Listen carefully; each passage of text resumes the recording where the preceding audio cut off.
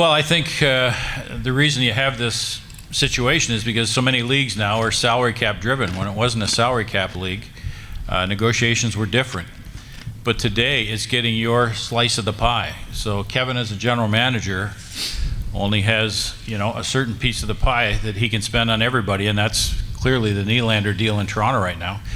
Because they got to get Marner signed, they got to get Matthews signed. We all understand that, and they're trying to figure out how much can they spend on this guy and still get those other deals done. So when you're in a salary cap system where there is a limit on what you can spend, you can't necessarily get more than you think you're going to get. So if I can just add to that, Gil, I think what ends up happening, and this is probably, Chevy probably understands this better than we do, and so does Brian because he's been on management side in this cap system, is the significance of every decision you make impacting on another decision. So right now the Leafs are in a predicament, not because they don't have cap space, but because they may not have the appropriate cap space and they may not want to set the precedent of signing Willie Nylander to a particular dollar value because they have Mitch Marner and Austin Matthews and Jake Gardiner and potentially Freddie Anderson in a few years that they have to re-sign, and you're slicing that salami and you're trying to decide how many slices and how thick the slice is going to be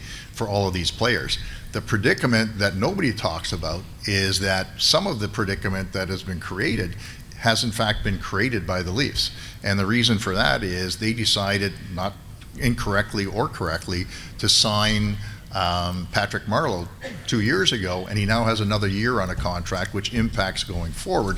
And then the Leafs made the decision to accelerate their development process by signing an outstanding player by the name of Johnny Tavares, who now eats up $11 million of their cap space, which they now can't allocate to Willie Nylander or Austin Matthews or Mitch Marner or Jake Gardiner or Freddie Anderson.